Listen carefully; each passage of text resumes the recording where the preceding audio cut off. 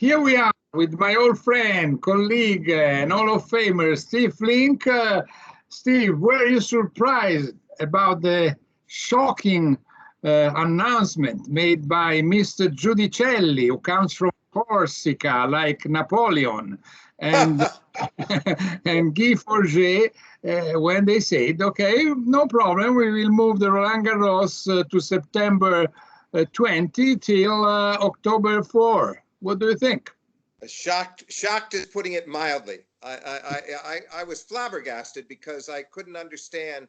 In one sense, I understand. They want to pull a power play. They want to just surprise everybody and try to force their way into the dates. But I just don't understand how they'll get the support of the top players. And I want you to explain to me in a moment why you think Nadal might be silently going along with this, because to me, it's a big disadvantage for him or Djokovic or anybody expecting to do well at the U.S. Open, because the U.S. Open would end only 1 week before the French Open would start.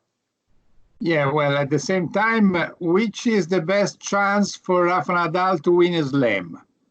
Roland Garros. It would be, but not if he's in the finals of the U.S. Open and he's worn out. If he lost early in the U.S. Open, then I think his chances would be much, much better. But I don't think it's enough time, and you go right back into best of 5 sets. And normally, Ubaldo, the reason Rafa's so great in Paris is how hard he works through the whole clay court circuit in Monte Carlo, Barcelona, Rome, Madrid. He's always playing so many matches. He gets to Paris and he's totally prepared. This year he'd come in not really that well prepared on the dirt. Maybe. But at the same time, let's say that for any horrible circumstances, the U.S. Open will not be played. And instead of the U.S. Open, because in New York everything is starting much later compared to Europe. I mean, almost 1 month afterwards with the coronavirus.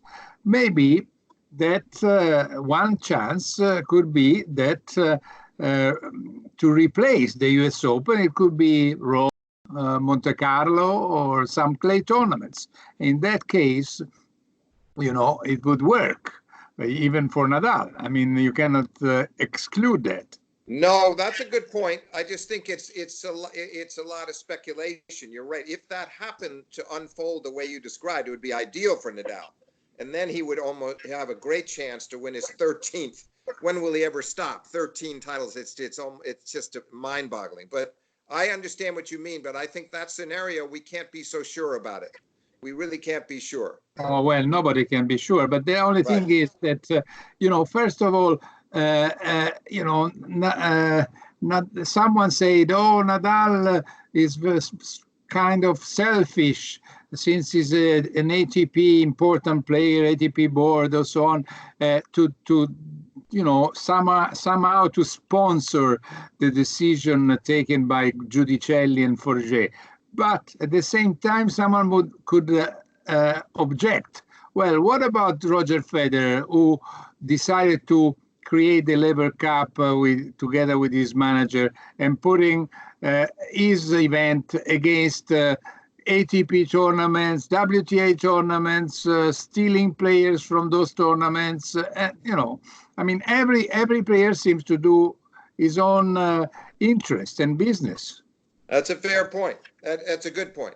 But Federer managed to pull this off, and for the first time ever, we have the Laver Cup as actually part of the official calendar. They started counting the results last year. It's not for points, but they're on the calendar, so it's pretty complicated when he signs up all these players, including Nadal, and it's right. It would be coming right in the middle of the French Open. I don't know what to make of it, Ubaldo, but you're right. I think every player will look out for himself. How do you think Djokovic might feel about all this? I don't know, because Djokovic was thinking to reunite the ATP Cup and the Davis Cup in just one event, and he may be right on that. Maybe even if you must have your phone. I told you that someone was going to call you in the middle of our. No, I'm sorry. It stopped. Luckily, it stopped. That's okay. Don't worry. Anyway, so I don't know. It's difficult to answer to all these questions, but in my opinion, the Labour Cup is a nice event when you go and watch it. It's a team with a good, nice spirit, but it's still an exhibition. And I agree with that. I totally agree with you on that. Yeah, and I disagree with the ATP when they decided to count the head-to-head of the Labour Cup going back to the first edition and counting them as if they were official matches. So that's why, okay, Roland Garros, I don't appreciate what Giudicelli and Forget decide to do in a shocking way, but at the same time, they are in this moment the weakest tournament because all the others have some other deals. The U.S. Open and Australian Open, they are together with the Labour Cup. The ATP is somehow helping the Labour Cup. Maybe one day they may attribute points. I mean, they count the matches as if they were official. I mean, that's. I think that Roland Garros was a little bit annoyed about the fact that everyone else is doing something else, But yes, I think you're right. But then the question is, shouldn't they have at least made their case to the ATP and said, look, this is the only time we can play it. We want to do it now. We need your approval, but this is important for the sport. And we don't like the fact that there's only 1 week after the U.S. Open, but it's better than not playing at all. And make your case and get the support of the players instead of having everybody now in sort of at odds, not knowing what to think and not knowing who's supporting them. Yeah, you're right. I do agree. At the same time, there were rumors already, 10, 15 days ago, that maybe Indian Wells and Miami were thinking to replace the Asiatic tour and go in September, October, to play to avoid the full cancellation of this year. So probably the Roland Garros thought, if I ask the ATP, who is supporting more is Master 1000 than a Slam, they will favor them. So they try to put the hat on this chair before Indian Wells would do it. Yeah, I think you're right about their thinking. I don't like the fact that this is why I wish we had a commissioner of tennis. Me too. That way the commissioner, everything would have to go through the commissioner and all sides would have to report to the commissioner, and the commissioner would probably be Ubaldo Scanagatta. Yeah, or Steve Flink. But no, but seriously, I really do believe in a commissioner, and therefore all sides, ATP and all the Grand Slam events, everybody would have to clear things through that commissioner who would be an independent authority trying to do things best for the game. But do you believe they would look for a commissioner? I think no one wants to leave part of his, how do you say, slice of bread? I mean. No, it's true. It'd be hard to get all his constituencies to agree on that. I agree. I'm saying I think in an ideal world we would have that. And then these types of decisions couldn't just be made in the fashion that Roland Garros did, where they shocked everybody, as you said, suddenly came out with an announcement catching everybody off guard. Yeah, Steve, on an ideal world, we wouldn't have even coronavirus. That's for sure. True. So we are not living, unfortunately, on an ideal world. And the idea of the commissioner came out many years ago, as you remember, when there were the first wars between WCT and ATP, between ITF, Connors, and the team tennis, and all those situations, So, and without forgetting Niki Pilic and the boycott of Wimbledon 1973. So. Right. So, and even between ATP and WTA, in Indian Wells, they were not able to send a press release together. Then just now, recently, they've taken some sort of decision a little bit more together, but not Yes, so much, because ATP announced that they were going to suspend tennis for 6 weeks, while WTA was still hoping to right, hold some tournaments. right. That's true. But the latest release, the latest one that was sent out was from both organizations. That was a step in the right direction. Yeah, yeah, correct. Initially, you're right. They weren't necessarily on the same page. Now they are. So Well, what's they your are. guess, Ubaldo? What's your guess? Do you think we're going to have a Wimbledon? Well, I doubt it. I doubt it, but also I doubt it because Mr. Boris Johnson was at first saying unbelievable things. I mean, like, okay, we cannot isolate the whole country. It would cost us too much. It's better that we lose. 30, 30 millions of people and they die, and then those one who remain, who survive, will be stronger, fitter, and something like that. I mean, it was unbelievable. I mean, Yeah. and also your President Trump. I mean, I don't really understand how you can still vote for him. I'm not talking about you personally. Yeah? Yes, I'm glad you're not, because I assure you I'm not. No, well, a lot of us are puzzled by him. I mean, there's no sense, but I'm a little bit surprised that Johnson would make those comments, although he is cut from a similar cloth to Trump in some ways. Yeah, well, he recently did a U-turn. I mean, so it's changing his mind. But 10 days ago, he said, something incredible. And also the French guys. If you think Macron, he made everybody go to the election on one Sunday ago. And then now there is a ballot, and they cannot do the ballot before 2 months.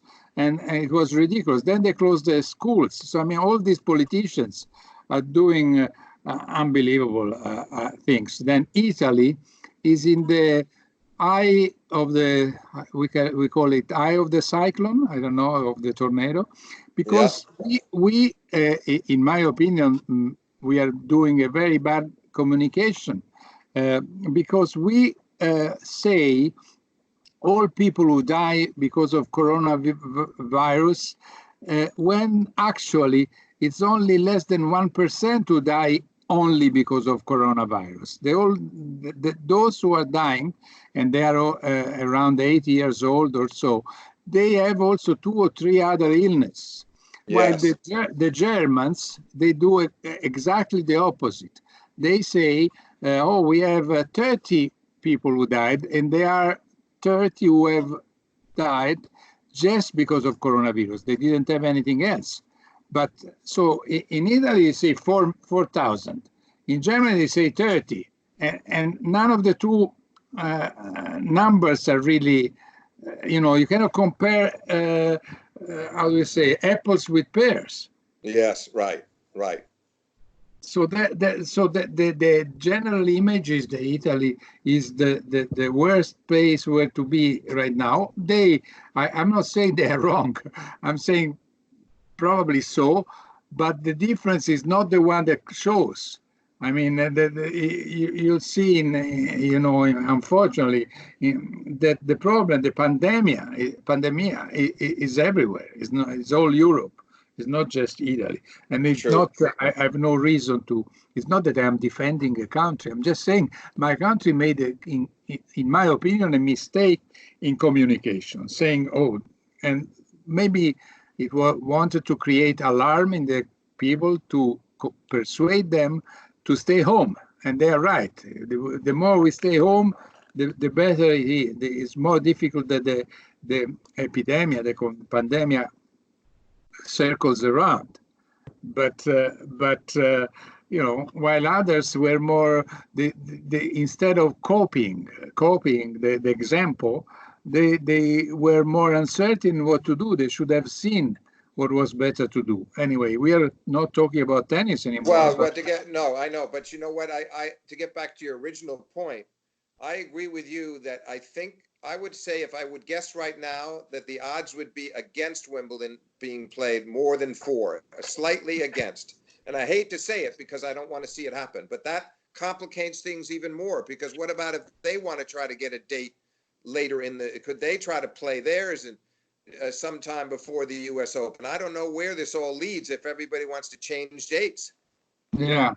Yeah, well, sometimes not the evil is not. Sometimes it comes out of the evil the good. Sometimes, so maybe they have to. First of all, they will have to communicate each other, and they will have to find solution and try to be fair. I hope they will not be, against Roland Garros. Retaliation, like saying, "Oh, then we don't give you the ATP points." Then right. No, I don't like that idea. No, if you start with that, it will never end. Then ATP could even decide, "Oh, we don't want any more Bercy, which belongs to the French Federation, and we will replace Bercy with another tournament." I mean, then it's a war. Well, but no, you're right. Unless it's presented as an alternative to having both Roland Garros and Bercy, to say to the French, well, listen, if your tournament's going to end October 4, you can't have another tournament in November in the same city, so we're going to do it somewhere else. I don't think that would actually be an unreasonable position to take if the French go. You see what I'm saying? It's so close together. To finish the Roland Garros October 4 and start the next one, 6 weeks later, 5 weeks later? Yeah, pretty close. Yeah. Now, another thing, you're talking about Wimbledon, but what about the Olympics? I mean, also the Olympics are in troubles, even more than Wimbledon, because of the Olympics. You really have countries, athletes of 100, even more, 200 countries. With everybody could be affected, I mean, or more or less. And then what do? You play without crowds? No way. No, you can't do that. I worry that they're going to have to. They would, of course, have to just cancel it altogether. I don't think there's any way that they could get another date. If they can't play in those dates, they're done. Don't you think? Yes, I do think, and that's why I may think that Wimbledon could have, let's say, 3 weeks more. Because maybe they could try to play Wimbledon when the Olympics had to be played. Yeah, that's true. That would be a solution. It could be a good solution. Yeah. So I mean, there are so many question marks that it's very difficult to predict anything. I mean, I really don't know. I thought that not because they are Italian, but Gaudenzi and Calvelli did a good job. I mean, stopping the game right now for 6 weeks and deciding. Yes.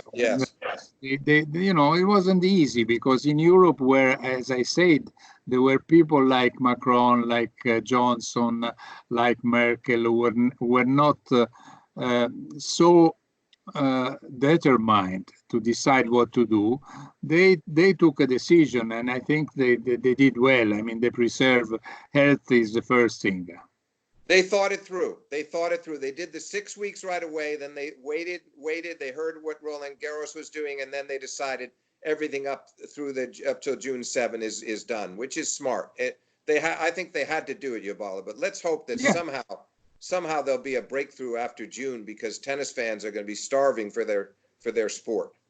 Yeah. Well, tennis fans and all fans of all sports. I mean, because everything is stuck, everything is stopped. Right. Anyway, one thing we may say is that again, Roger Federer had a great timing when he decided to go under surgery, because I mean, unbelievable. I mean, you think he had a sense of the future? He knew what was going to happen. Well, he's so talented. He could have everything. But I want you to ask him that question whenever we see him again, Ubaldo. That'll be the first question he gets, and it will be from you. Well, I would really ask. I mean, I would say, are you thinking to, when you finish to play tennis, to become a prophet? Or something? Well, the one disappointment for him, Ubaldo, is I think when he decided that he would come back for the grass court season and Wimbledon, he also thought, I'll play all those grass court tournaments, I'll play Wimbledon, and I may be at my peak for the Olympics, which he would love to win even Yeah. though there's not necessarily a great chance, but he has a chance. But now, of course, the scenario we were just describing, it could well be that he may not get his chance at the Olympics again. Yeah, at the same time, also, he would have had probably the disadvantage to be so many months, let's say, far from tennis, from competition, and now he will find himself more or less at the same level with the others, That's because true. That's true. He could which never. at even conditions, I mean, he's capable to perform better probably than someone else who is used to practice a lot, play one tournament after the others. He is capable to come back after a few months, as he did years ago, but even recently before the Australian Open, and play decently well without having Well, many look at that. tournaments behind. We watched it. That was astounding. He'd been gone for 6 months. He had his knee surgery. He's gone the second half of 2016 after Wimbledon, no more. And he comes Yeah. back to Australian Open, seeded 17th, and wins it. Yeah, Crazy. yeah, And he beats yeah. Rafa in the finals from 3-1 down in the fifth. Sure. So It's, that proves your point, Ubaldo. We can never count him out. no, and then of course grass is his favorite tournament, so we will Right, have to see. right. I really hope that while I believe that the whole clay season is gone, and who knows if it will be possible to make them play in September, August, I don't know when. But the grass season, I still have some hopes, especially if they could, as I said before, use the week of the Olympics, and maybe also Canadian Open. Who knows if the Canadian Open and Cincinnati will be playing possible to play or not. Yeah, very hard to know. And even the USTA has admitted, I think, that they're keeping their options open. They can't be entirely sure that they're going to be able to play either. So it's going to be a complicated year. And it gets back to some of your earlier points. We could have some bidding going on here. Everybody's going to want to see where they can grab a place on the calendar later in the year, if it's possible for tennis, for people to watch a public sporting event like that again and not be endangering their health. Listen, a tournament like Indian Wells or Miami, could they play, since you know better the climates in the United States, then also in October, November, or that could be still a good timing? Because, for instance, for many years, someone was saying, why we don't put Paris-Bercy in February or March. Right. And then they couldn't do it because the two American tournaments were played in the same season. But well, you remember when the women would have their year-end championships in the 70s in Palm Springs, right in the same area near Indian Wells, and they played in the fall there. They played October, November in out there. I think it is possible, and I think it's also possible the same thing is true in Miami. So to answer your question, yes, I do think, depending on how deep they went into October, November, they could do it. Then, of course, what's going to happen with the finals in London for the ATP? They're going to be coming up against their finals. Well, next year they will be in Turin, in Italy. Yeah. As you know. So, yeah, but I don't. But it's also true that most of the players who qualify for the ATP finals are coming from Europe recently. I mean, True.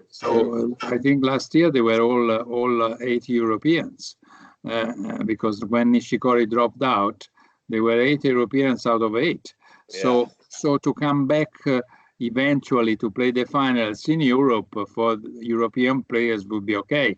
It depends if you will have some Americans or South American players in the top 8, which right now I don't see very easy to come. But then the other thing that's complicated is how many tournaments are going to be played and the points, who's going to qualify based on how many tournaments. They have a lot of tough decisions to make, as you know, freezing the rankings right now. That's what they're doing on both tours. And then, should those weeks count for Djokovic, who's trying to pass Sampras and Federer for the Yeah, all-time. those one I don't think. I really don't think so. They shouldn't. I mean, if they would calculate also the weeks of Djokovic being number one, when it's true that today, if someone asks you who is number one, you have to answer Djokovic. But at the same time, I wouldn't count them. What about you? You would? I think maybe with an explanation, because I think to myself, what about Djokovic, Rafa? I mean, you have to calculate a little bit. Rafa had semifinal points in Indian Wells. Djokovic lost early. Djokovic lost early in Miami. He was pretty certain to stay. Good chance to stay number one. It's sort of hard to deny, to think that he can't. And same with. Then the other thing is, do you take Rafa's points away if there was no French? I think they're very hard decisions to make about, because normally the 52-week cycle is there, and now it's gone. And I feel like in a way, those guys, Rafa and Novak, could get cheated in different ways for the fact that they were unable to play, because they're the ones that held the biggest titles in this period, with Rafa winning in Paris and Novak winning at Wimbledon. Yeah. Well, let's think that, let's not forget that if nothing was going to change at the end, I think, of October, Djokovic could have surpassed the number of weeks of Roger Federer. Well, that's what I mean. Number one. And that exactly, which is my point about, would it be fair that he didn't get credit for these weeks when there was nothing he could do about it, yet he was the number one player when they put the freeze on.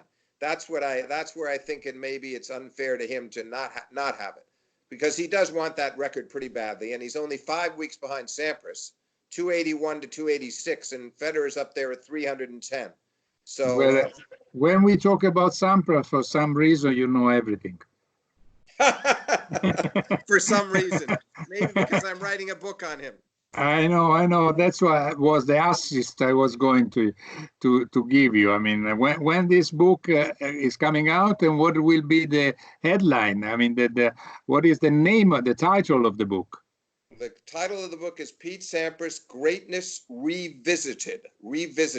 Looking at it again, which I like, and it'll be out in the summer. It'll certainly out long before the U.S. Open. I'm trying to get it out sooner, but the publisher, they're concerned a little bit about what's going on with the coronavirus and the tournaments canceled and all that. So I don't know a sure date yet for the finishing of the printing. The printers have the book, and it will be out soon.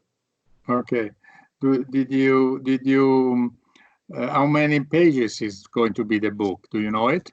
Well, Ubaldo, it's going to keep you up for many, many nights in your study, right where you're sitting. You're going to be reading it 400 pages. Yeah. Okay. Yeah, so and I know you'll read every page with great interest and passion and enthusiasm, right? Yes, but ready to criticize. As soon as you won't criticize. You'll just debate. Okay. Listen. So repeat, how many weeks Djokovic has to be number one before passing Sampras? Well, he has 6. He has 5 to tie him and 6 to beat him, and then so that, in other words, he's at 281, and Pete is at 286, and then Federer is at 310. Yeah. So it's not that if Djokovic could keep holding it through the year, he'd make it. He'd pass both. Yeah. Well, anyway, and where Djokovic was unlucky, Ubaldo, is that he was certainly going to do much better in Indian Wells and Miami this year than he did last year, and it was a chance to make up some ground from where he didn't play that well last year, and then come into the clay court season confident. Now it's all gone. He was, of course, unbeaten this year before this happened. So kind of bad timing for him. You talk about Federer's good timing. This is bad timing, and it's not Djokovic's fault, but he was on a roll. Yeah. Okay, listen, Steve, it was nice to talk to you. When we are together, the time flies. It does. Because we are almost 30 minutes, and I didn't realize that it was already almost half an hour of us talking about our favorite sport and passion. Well, just think of how we sat together in the Wimbledon final last year with Federer and Djokovic for nearly 5 hours. Correct. I believe 3 minutes shy of 5 hours. It seemed like about 2 hours to me. Yeah, true. And it seemed like to be 2 hours, and we didn't even take a minute to go for a toilet break. We didn't. You're right. You're right. That's which, true. which at our age, it shows some enthusiasm. And Federer took like 2 or 3 breaks.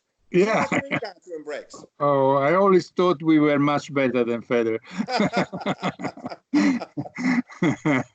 Well, listen, Steve, thanks a lot again. And maybe we should resume what's going on maybe next week. We'll see. Every week we try to see what's going on if something new comes out. All right? That's a deal. That's a deal. You let me know. I look forward to it.